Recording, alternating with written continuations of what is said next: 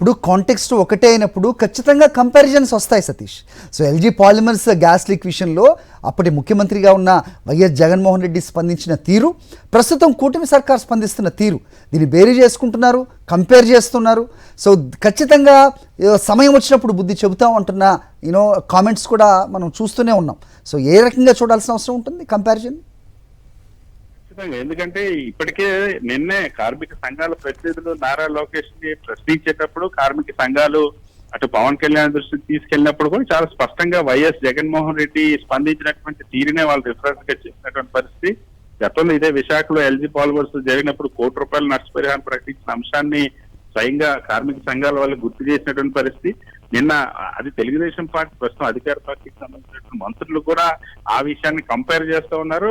వాళ్ళు అక్కడ ఉన్నటువంటి విశాఖ ప్రజలు కానీ కార్మికుల కుటుంబాలు కానీ చాలా స్పష్టంగా కంపేర్ చేస్తున్నారు. ఎందుకంటే ఆ రోజు జరిగినటువంటి సంఘటన కూడా ఎల్జీ పాలిమర్స్ సంఘటన జరిగిన తర్వాత ముఖ్యమంత్రి వైఎస్ జగన్మోహన్ రెడ్డి ఆ రోజు హుటాహుటిన కొద్ది గంటల సమయంలోనే నేరుగా విశాఖపట్నం చేరుకోవడం, ఆ ప్రాంతాలను పరిశీలించడం, క్షతగాత్రులు బాధిత కుటుంబాలతో మాట్లాడడం, వాళ్ళకి ధైర్యం నింపడం, ₹1 పరిహారం ప్రకటించడం, ఇవన్నీ కూడా చేసినటువంటి పరిస్థితి. సో ఈ రోజు చూస్తే ముఖ్యమంత్రి చంద్రబాబు అన్నది అసలు అక్కడ వెళ్ళలేదు.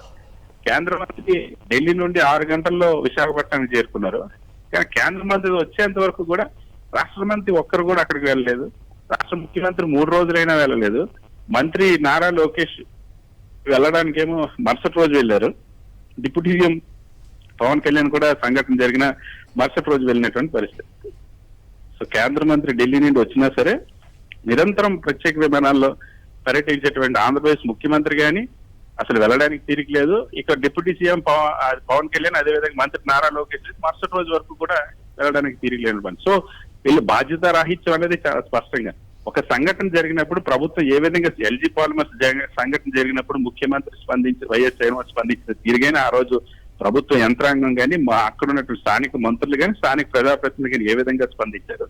ఈ రోజు స్టీల్ ప్లాంట్ లో జరిగిన ప్రమాదం జరిగినప్పుడు స్థానిక ఎమ్మెల్యే మొదలుకొని స్థానిక ఎంపీ మొదలుకొని అక్కడ ఉన్నటువంటి ఎవరైతే జిల్లాకు సంబంధించిన మంత్రులు కానీ ఇన్ఛార్జ్ మంత్రులు కానీ ముఖ్యమంత్రి కానీ స్పందించింది. రెండింటినీ చాలా స్పష్టమైన తేడా కనిపిస్తుంది. ఎంత బాధ్యతారహితంగా ఇప్పుడు ప్రభుత్వం వ్యవహరించిందని చెప్పడానికి ఈ స్టీల్ ప్లాంట్ ప్రమాదం జరిగిన తర్వాత వాళ్ళు స్పందించకపోవడం ఒకటి, ఆలస్యంగా స్పందించడం ఒకటి అయితే తీరా వచ్చిన చేయడం, కార్మికుల మరణాలను అవమానించడం, కార్మిక సంఘాలను అవమానించడం, స్టీల్ ప్లాంట్ ఉద్యమకారులను అవమానించడం, స్టీల్ ప్లాంట్ భవిష్యత్తుని మరింత ప్రశ్నార్థకంగా మార్చడం అనేది ఇప్పుడు మరింత ఆందోళన కలిగిస్తోంది. అందుకే స్టీల్ ప్లాంట్ కార్మిక వర్గాలన్నీ కూడా తీవ్ర ఆందోళన చెందుతున్నటువంటి పరిస్థితి. రాష్ట్ర ప్రభుత్వం తీరు పట్ల, వ్యవహరించిన తీరు పట్ల, మంత్రుల అహంకార పూరితమైనటువంటి వ్యాఖ్యల పట్ల కూడా తీవ్ర అసంతృప్తి వ్యక్తం చేస్తున్నారు. ఇంకో విషయాన్ని కూడా ప్రస్తావించాలి ఇక్కడ సతీష్. గతంలో ఈ ఎల్జీ పాలిమర్స్ విషయంలోనే నిజంగా ఎవరన్నా ప్రశ్నించే లోపే నిజంగా వేలెత్తి చూపలేని విధంగా అప్పుడు స్పందించిన తీరు, ఎవరిని అధికారంలో ఉన్నా ప్రతిపక్షంలో ఉన్నా ఒకరినే ప్రశ్నించే జనసేన నాయకుడు అవ్వచ్చు, పవన్ కళ్యాణ్ అవ్వచ్చు, అప్పటి తెలుగుదేశం పార్టీ నాయకులు ఎవరు కూడా ప్రశ్నించడానికి తావు లేకుండా జస్ట్ దుర్ఘటన జరిగిన కొంత వ్యవధిలోనే వైఎస్ జగన్మోహన్ రెడ్డి స్పందించిన తీరుని మొత్తం యావత్ ప్రజానీకం చూసింది. ప్రస్తుతం 2 రోజులు గడుస్తోంది, ఒక క్లారిటీ లేదు. సో ఏ రకంగా కుటుంబ సభ్యులను ఆదుకుంటామన్న భరోసా లేదు. ఒక ఉద్యోగం ఇస్తారా, లేకపోతే ఎంత పరిహారం ఇస్తారు, ఎంత ఇప్పిస్తారు అనే ఒక కామెంట్ లేదు. పైగా నిన్న జరిగిన పరిణామాలు ఎలా చూడాలి సతీష్?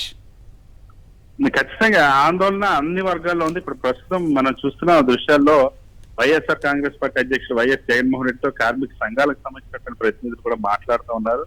ఏ విధంగా కార్మికులు నిన్న వాళ్ళు అవమానించినటువంటి తీరు కానీ, కార్మిక సంఘాలు ఏం కోరుకుంటూ ఉన్నాయి, కార్మికులు ఎటువంటి ఇబ్బందుల్లో ఉన్నారు, కార్మికులు ప్రైవేటీకరణకు వ్యతిరేకంగా చేస్తున్నటువంటి పోరాటాలు ఏ దశలో ఉన్నాయి, ఆ పోరాటాల తర్వాత ఏ విధంగా రాష్ట్ర ప్రభుత్వం వ్యవహరిస్తుంది, కేంద్ర ప్రభుత్వం వ్యవహరిస్తుంది, అన్ని అంశాలపైన కూడా వైఎస్ జగన్మోహన్ రెడ్డికి వివరించేటువంటి ప్రయత్నం చేస్తా ఉన్నారు. సో చాలా స్పష్టంగా విశాఖపట్నానికి సంబంధించినటువంటి సంఘటనలో గతంలో, ఎందుకంటే ఇండస్ట్రియల్ ఏరియా కాబట్టి ఇండస్ట్రియల్ ప్రాంతంలో ఉండేటప్పుడు ప్రమాదాలు సంభవిస్తూ ఉంటాయి. సంభవించినప్పుడు ప్రభుత్వం ఏ విధంగా కార్మికులకు అండగా నిలబడుతుంది, ఏ విధంగా క్షతగాత్రులకు అండగా ఆదుకుంటుంది, ఏ విధంగా తక్షణ ఇమీడియట్ రియాక్షన్ ఎలా ఉంది, ఏ విధంగా ప్రమాదాలు పునరావృతం కాకుండా చర్యలు తీసుకుంటుందన్న అంశానికి సంబంధించి మాత్రం చాలా స్పష్టమైన తేడా కనిపిస్తుంది. వైఎస్ జగన్మోహన్ రెడ్డి ప్రభుత్వం గతంలో ఎల్జీ పాలిమర్ సంఘటన జరిగిన తర్వాత రాష్ట్రంలో మళ్ళీ ఎక్కడ అటువంటి ప్రమాదాలు జరగకుండా అనేక సోషల్ సేఫ్టీ ఆడిట్ నిర్వహించి ప్రత్యేకమైనటువంటి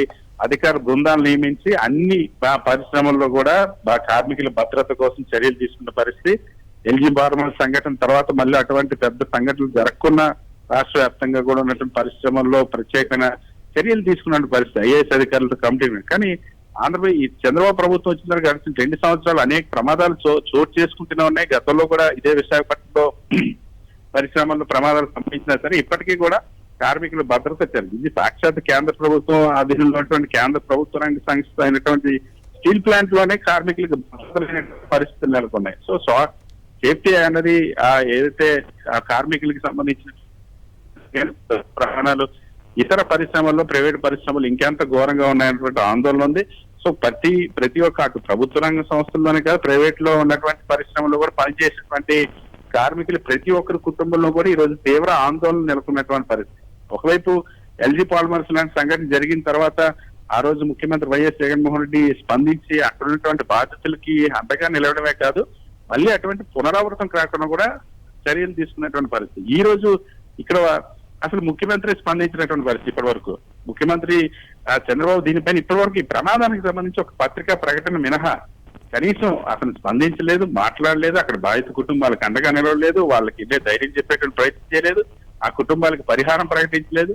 స్టీల్ ప్లాంట్ ఏదైనా ఒక ఇండస్ట్రీలో ప్రమాదం జరిగినప్పుడు ఆ ఇండస్ట్రీ ఏవైతే కాంపన్సేషన్ ఇస్తుందో ఆ తరహాలో స్టీల్ ప్లాంట్ ఇచ్చేటువంటి కాంపన్సేషన్ లేదు, స్టీల్ ప్లాంట్ ఇచ్చేటువంటి పరిహారాలు మినహా ఇతర ఏ అంశాలు కూడా ఇక్కడ రాష్ట్ర ప్రభుత్వం నుండి కానీ ముఖ్యమంత్రి చంద్రబాబు దగ్గర నుండి కనీసం ప్రకటించకపోవడం అన్నది స్టీల్ ప్లాంట్ కి సంబంధించినటువంటి కార్మికుల పట్ల ఎంతటి నిర్లక్ష్యం ఉందో ఎంతటి చిన్నచూపు ఉందో ఇక్కడ అర్థమవుతున్నటువంటి పరిస్థితి కనిపిస్తుంది. అంటే ఆయన రాకపోయినా అనఫీషియల్ సీఎం వచ్చారు కదా అనే భావన అనుకోవచ్చా? అనఫీషియల్ సీఎం గా నారా లోకేష్ పర్యటించారుగా. అంటే వాస్తవానికి అదే ఉద్దేశంతోని ముఖ్యమంత్రి సీఎం లేకపోయినా ఇద్దరు డీసీఎంలు, ఒకరు డిప్యూటీ సీఎం ఇంకొకరు డిఫాక్టో సీఎం గా ప్రతిపక్షాలు పిలుస్తా ఉంటాయి. సో ఇద్దరు డీసీఎంలు వెళ్ళినప్పటికీ కూడా ఇద్దరు రాష్ట్ర ప్రభుత్వం తరఫున ముఖ్యంగా నారా లోకేష్ పంపించింది ఆ ఫ్యూచర్ లీడర్షిప్ ని మేము ఎస్టాబ్లిష్ చేయడం కోసం, మైలేజ్ తెచ్చుకోవాలి, ప్రజల్లో బాగా మమేకమయ్యారని చెప్పేటువంటి ప్రయత్నం చేసుకోవడం కోసం చాలా ప్రయత్నం చేశారు. తీరా చూస్తే నారా లోకేష్ వెళ్ళి అక్కడ మొత్తం తన అహంకారం మొత్తాన్ని ప్రదర్శించడం, కార్మికులను అవమానించడం, కార్మిక సంఘాలను అవమానించడం, వాళ్ళ పట్ల పరుష పదజాలను వినియోగించడం, ఎవరైతే ప్రశ్నిస్తారో వాళ్ళు మీ ఇంట్లో వాళ్ళు చనిపోలేదు కదా అంటూ అసలు అంటే చనిపోయిన వాళ్ళు మాత్రమే ఈ ప్రభుత్వాన్ని ప్రశ్నించాలి, చనిపోయిన కుటుంబాలు మాత్రమే ప్రభుత్వాన్ని నష్టపరిహారం అడగాలన్నటువంటి ధోరణి, ఆ మాట్లాడినటువంటి అహంకారపూరితమైన మాటలు ఒకవైపు, ఇంకొక వైపు వెళ్ళినటువంటి మరో డిప్యూటీ సీఎం పవన్ కళ్యాణ్ అక్కడ ఆయన వ్యవహార శైలి తిరిగి కార్మిక సంఘాలనే కార్మికులు కష్టాల్లో ఉన్నారని వెళ్ళి తిరిగి కార్మిక సంఘాలను అక్కడ విమర్శించి రావడం అన్నది ఎక్కడికి వెళ్ళినా సరే చుట్టూ తిరిగి వైఎస్ జగన్మోహన్ రెడ్డి పైన విమర్శ చేయడం అనేది సాధ్యంగానే చేసే అలవాటుగా మార్చుకున్నారు. సో ఈ పరిణామాలన్నీ చూసిన తర్వాత వీళ్ళు దేనికి వచ్చారో కూడా అర్థం కానటువంటి పరిస్థితి. రాష్ట్ర ప్రభుత్వం తరఫున ముఖ్యమంత్రి స్పందించకపోవడం, రాకపోవడం ఒక తప్పు అయితే వెళ్ళినటువంటి ఇద్దరు మంత్రి లోకేష్ గాని డిప్యూటీ సీఎం పవన్ కళ్యాణ్ గాని ఇద్దరు కార్మికులు కించపరిచేలాగా వ్యవహరించడం, కార్మికులకి మరింత అన్యాయం చేసేలాగా, ద్రోహం చేసేలా వ్యవహరించడం పట్ల మాత్రం తీవ్రంగా కార్మికులు రగిలిపోతున్నారు. సో మనం చూస్తున్న విజువల్స్ తో ప్రస్తుతం వైఎస్ జగన్మోహన్ రెడ్డి కార్మిక సంఘాల ప్రతినిధులతో మాట్లాడుతూ ఉన్నారు. ప్రమాదం ఎలా జరిగింది, 2 ప్రమాదాలు జరిగినటువంటి తీరుని వాళ్ళు వివరిస్తూ ఉన్నారు. అక్కడ భద్రతా ప్రమాణాలు ఏ విధంగా నిర్వీర్యమైపోయి, భద్రతా ప్రమాణాలు ఏ విధంగా ఎందుకు వలన తగ్గిపోతున్నటువంటి పరిస్థితి, కార్మికుల భద్రత ఎంత ప్రమాదకర స్థాయిలో ఉందో వీటన్నిటిని కూడా ఉన్నటువంటి కార్మిక సంఘాల ప్రతినిధులు వైఎస్ జగన్మోహన్ రెడ్డి వివరిస్తూ ఉన్నారు. వీళ్ళందరితో మాట్లాడిన తర్వాత అక్కడ సమస్యలన్నిటిపైన కూడా వైఎస్ జగన్మోహన్ రెడ్డి మరి కాసేపట్లో స్పందించున్నారు. అంటే ఇలాంటి పర్యటన కూడా అడ్డుకునే ప్రయత్నం చేయాలా సతీష్? వైఎస్ జగన్మోహన్ రెడ్డిని ఎయిర్పోర్ట్లో మనం చూసాం, ఆయన పర్యటన ఆలస్యం కావాలనో లేదంటే అతన్ని అవమానించాలనో మొత్తానికి అవాస్పాలైంది మాత్రం ప్రభుత్వమే కదా ఈరోజు. సో ఆయన్ని మాజీ ముఖ్యమంత్రి హోదాలో పంపించాల్సిన ఎగ్జిట్లో కాకుండా కామన్ అరైవ్స్లో పంపించడం ద్వారా ఇబ్బంది పడింది తోటి ప్రయాణికులు, అలాగే ఆలస్యం, అలాగే అక్కడ గందరగోళ పరిస్థితి. ఏ రకంగా చూడాలంటారు దీన్ని? అంటే సాధారణంగా వైఎస్ జగన్మోహన్ రెడ్డి ఎక్కడికి వెళ్ళినా ఏ అంశం పైన ప్రజల్లోకి వెళ్తున్నారు అనగానే రాష్ట్ర ప్రభుత్వంలో విపరీతమైనటువంటి వణుకు, భయం కూడా పుడుతుంది. సో ఈ నియంత్రించేటువంటి ప్రయత్నం, అక్కడ ఏదో అడ్డంకులు సృష్టించేటువంటి ప్రయత్నం, వైఎస్ జగన్మోహన్ రెడ్డి పర్యటనకి ఆటంకాలు కలిగించేటువంటి ప్రయత్నం చేయడం అన్నది పరిపాటిగా మారింది. ప్రతి ఒక్క సందర్భంలో కూడా వైఎస్ జగన్మోహన్ రెడ్డి పర్యటనలు అడ్డుకునేటువంటి ప్రయత్నం చేస్తా ఉన్నారు. కానీ ఏ సందర్భంలో ఎటువంటి ప్రయత్నాలు చేసినా సరే అక్కడ ఉన్నటువంటి వాటన్నిటిని అధిగమించుకుంటూ అటు ప్రజలు వస్తారు, ఇటు వైఎస్ జగన్మోహన్ రెడ్డి కూడా ముందుకు వెళ్తారు. సో ఇక్కడ విశాఖ పర్యటనలో కూడా నిన్న ఎప్పుడైతే అటు డిప్యూటీ సీఎం పవన్ కళ్యాణ్ కానీ ఇటు మంత్రి నారా లోకేష్ వీళ్ళిద్దరు పర్యటనలో బూమరాంగ్ అవ్వడం, రాష్ట్ర ప్రభుత్వానికి కార్మికులకి ధైర్యం చెప్పకపోగా తిరిగి రాష్ట్ర ప్రభుత్వ వైఖరి ఎంత కర్కశంగా ఉంటుందో, ఎంత మూర్ఖంగా ఉంటుందో, ఎంత దుర్మార్గపూర్వమైనటువంటి వ్యవహార శైలితో ఉంటుందో నిన్న స్పష్టంగా అర్థమైపోయింది. సో ఈ రోజు వైఎస్ జగన్మోహన్ రెడ్డి వెళ్ళిన తర్వాత వాళ్ళని నిలదీస్తారు, వాళ్ళని కార్మికుల తరపున ప్రశ్నిస్తారు, కార్మిక కుటుంబాల తరపున ప్రభుత్వాన్ని నిలదీస్తారన్నటువంటి భయంతో అడ్డుకోవడానికి ఏదో ఒక ప్రయత్నం చేయాలి, లేదా ఏదో ఒక సంఘటన ఆ సాధారణ ప్రయాణికి వెళ్ళేటువంటి మార్గంలో వస్తే అక్కడ ఏదైనా ఒక సంఘటన జరిగితే దాన్ని